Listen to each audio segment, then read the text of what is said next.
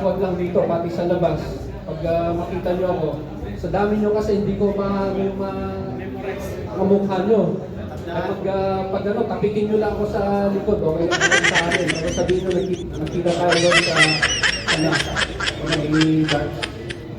Alam nyo na, mga the rule of when you play darts, yun nga, magkabadi na ang mga yan. Kaya sabi ko sa inyo, hindi ang tawag mo sa akin.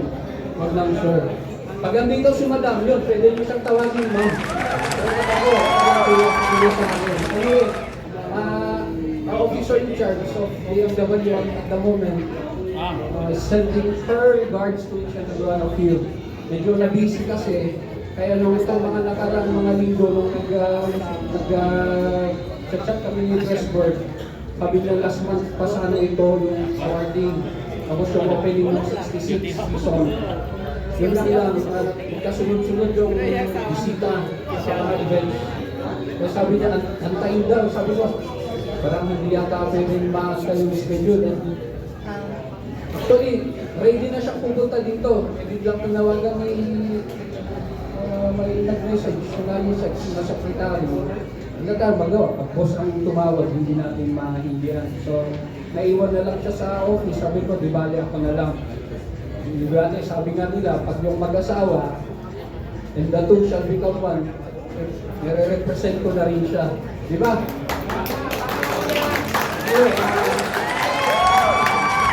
Ano na pala ito? Awarding, tsaka opening. Congratulations once again to the finish 65th season and to your opening of the 66 started the new season. So, di ko natanong pala, anong year ba kayo nagsimula yung first season mo? So, makakasagot ko. Anong year kayo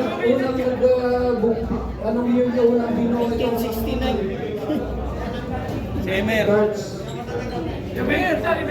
Wala na yung mga natatagal. Buti na lang. Eh, sabi nila yung mga nakakaalala doon, mga matatanda na. Pero di ba? May legal nun. Alam niyo? 19 ano? 1990. Anong year? 92. So per year, pag i-divide nyo ng hanggang ngayon, 23 years. Tagal ko din. 80s na yan, 80s. Pero malakas pa. Oo naman, sir! Ano lang daw ang tumatanda? Diba? May nakakalabaw. Ebidensya. May nagpapatunay. Diba kaya? Anyway, congratulations to your new sets of officers and even to the past officers to this new season once again. Paalala lang po na tayo sa MW ay mga paminsan-minsan paalala sa atin sa isa't isang papasalamat tayo dito sa grupo nyo dahil sa pamamagitan nito at least nababawasan yung mga dumadagsang mga problema sa atin. Pag may mga kababayan kasi tayo, minsan, pag may mga kakilala, hindi na nila kailangan pumunta sa opisina, hindi dito yung mga, lalo yung mga officers nyo, pwede nyo silang i-contact. Sila nang mag-ulat sa amin. Kung pwede nilang sagutin, as simple as, kasi kung minsan, hating gabi mo, tumatawag sa hotline natin, anong oras kayo magbubukas? Kung lang itatanong, may istorbo yung mag-hotline, di ba? Pero kung may mga officers tayo, sila naman ang pwede nyo makontak. Pasalamat tayo sa kanila. So yun po ang malaking pasalamat namin sa inyo at sa grupo nito. Isa pa, yung tulad ng sinabi ko nung nakaraan, sa pamamagitan nito, at least nababawasan yung mga ibang problema natin. Isa pa pala, ingat-ingat po tayo sa mga dinopost natin. Dahil may pit ang itong post-government na kung saan tayo naroroon. May mga kababayan tayong basta-basta nalang pinipit up at hindi nila sinasabi. Yun pala, malalaman lang natin na nasa isang lugar, yun pala, may mga pinopost. Even personal emails and chats, nababasa po nila yan.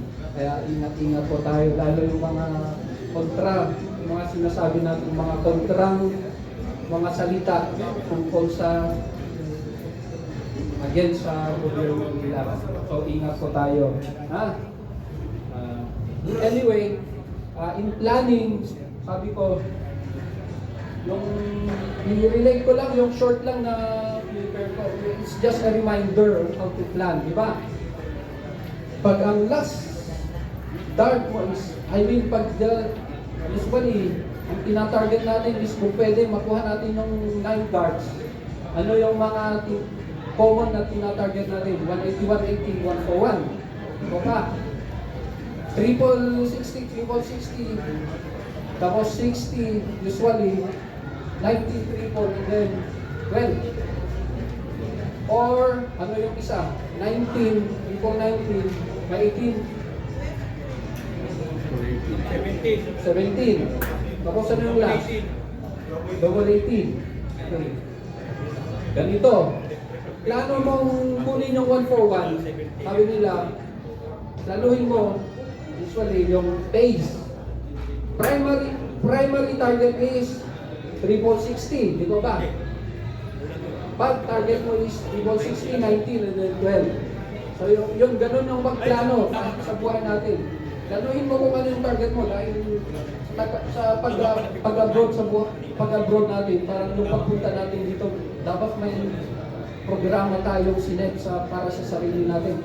Hindi mo pwedeng habang buhay, planuhin natin dito tayo. Kasi pag gano'n ang planuhin natin sa buhay, parang yung si tatay na nung napauwi na natin, yung may saklay-saklay, matagal dyan sa ano. Kilala nyo ba yun? Napauwi na po yun. Actually, yung si tatay na yun, tinulungan na natin, tinulungan na ng office. Ayaw lang niyang umuwi. Eh ngayon, yung mga iba nating mga kababayan, pinost hanggang sa naging nag-viral. Buti na lang, wala tayong kakilala. Although meron naman mga kakilala natin na nag-post. Dagsa yun, dagdag yun sa sakit ulo ng mga taga-opisina. Sabi namin, bakit naman ang mga to? So, kung pwede po, yun po yung mga ingatan natin. Dahil kung minsan, actually yung mga kababayan natin, natutulungan na nga, ayaw lang nilang umuwi. So, huwag po sanang dumating sa panahon na gano'n ang mangyari sa atin. Kaya magplano tayo. Planuhin natin is, basic is mag-ipon, mag-invest. Tapos pag hindi natin nakuha yung plano natin, yung primary target natin na mag-ipon, ano yung next? Alternative. Anong alternative plan natin? Pag hindi tayo nakaipon, anong alternative? Maghanap, mag-business siguro. Para may padala. O mag-business.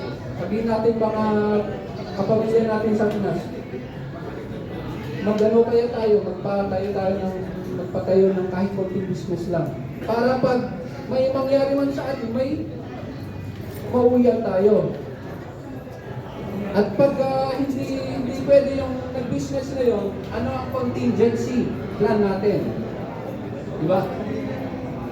Ano ang gagawin natin pag hindi wala? Naubos yung, dahil kung minsan hindi naman natin control yun eh, yung halimbawa, pag nag-business tayo, tapos bigla, nabagyo yung business natin, nawala yung pinunda natin doon, ano ang contingency? Ano ang next na gawin natin? At ano ang pag hindi lumayag yung, hindi nangyari yung contingency natin, emergency.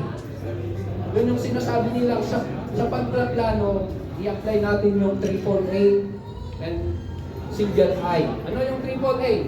Assess. In the middle of yung sa pagpaplano natin, i-assess natin palagi. Assess. And then adjust kung ano man ang pwede natin improve. And then adapt. Mag-adapt tayo kung ano yung pwede natin i-adapt para mangyari yung plano natin. And then implement. Okay? Yun yung AAA. Assess, adjust, adapt, and then implement. Ganon din sa pag i-connect natin dito sa laro natin, di ba? Hindi pumasok yung 60. O di wala na yung, hindi na pwede yung, di ba, hindi na pwede yung 1-for-1. Ano ang next na i-target natin? Another 60. O ilan na lang ang naiwan pag nakuha na yung isang pin na lang. 1-for-1, 81. Anong next na pin ang kunin mo? Ha? 3-4-19. Kapag 3-4-19, ano ang maiiwan? 24 pa din. Para sa hoping na yung kalaban mo hindi niya ma-close. Di ba ba? So ganun ang pagpaplano din sa buhay. Mag-adjust ka. Mag-adjust tayo. So pag ganun yung tamaan mo, ay hindi pumasok. Hindi yung pag tinamaan mo sa napalatong kamay ko na to. So ganun mo na lang. Hindi lalo kang mawala sa bato. So ganun po dapat ang ano natin sa buhay. Lumaban tayo. Dahil sabi nga nila, the ball is round. Parang sa darts lang yan. Pag hindi pumasok sa iyo, may next round pa naman. Unless kung loser, di may next round pa. Diba? Yun nga lang, hindi na 501. Usually, 701 ba? 701 rule. O, ganun ang ano ng buhay. Pakipagsalaran. So, again, pag magplano tayo, hindi yung sugod ng sugod ang gawin natin. We assess, we adjust, then adapt, and then we implement kung ano ang dapat natin gawin. So once again, fellow darters, sabihin ko na, fellow darters, congratulations to your group.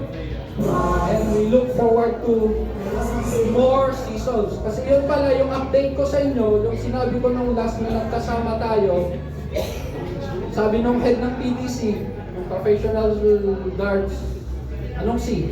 Corporation. Sabi niya, parang hindi daw pwedeng dalhin dito yung larong darts. Hindi daw, kasi yung tinitignan nila nung last year, pwede sanang i-transfer dito. Hanggat hindi daw nag-open fully ang Saudi. Dahil ang darts, sad to say, yun nga ang parang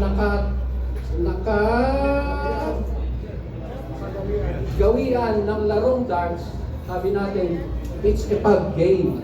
Pag sinasabing pub game, maintindihan na natin. O ba? At yun yung sabi ng head ng PDC, sabi niya hanggat hindi nag-open ng Saudi, hindi nila pwedeng madala dito. Dahil ang audience, the more na nag-advance yung mga players, maiingay sila. At maiingay sila dahil sa wala. Kaya yun ang kung pwede po, sanayin natin na maganda nga dito tayo nag-umpisa at wala tayong ganun nakaharap. Okay? Dahil yun yung sabi nila. Pero ako hindi pa rin ako, I'm not losing hope na pwede nilang dalhin dito. Kasi it's either itong bansa na to mag-open up fully, sinasabi naman nila, madami naman nagsasabi na talagang mag-open sooner or later. Pero malay natin, di ba? Or tayong mag-adapt. At or yung organization, yung PDC mismo mag-adapt sa rule nila dito. Dahil yung bansa na to talagang gusto nilang kunin lahat yung mga pwede nilang makuha para maging sentro ito ng mundo din. Not only as a financial hub like Dubai, pero also as a sports hub. And this coming June yata, hindi ko maalala, naka-enroll ako doon.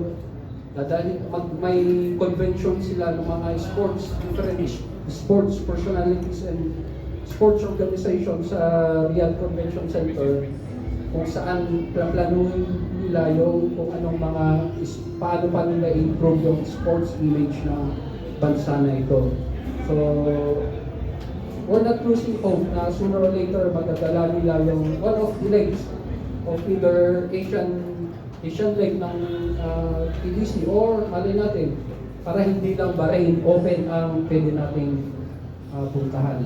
Kalalaman ko lang kanina may mga pupunta pala ng nabubuo na yung grupo natin, yung may mga tournaments na tayong binubuo like players from Jeddah, Alcobar, Riyadh, our team. Once in a while, we determine who is the winner. Kung hindi man i-recognize ng Saudi, kahit tayo mga Pinoy. Malay natin. Sabi ko nga sa inyo, baka sa grupo na ito, manggagaling ng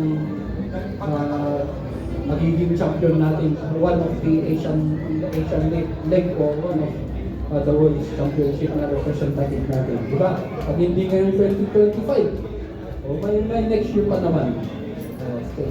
So once again, thank you and congratulations to each one and everyone.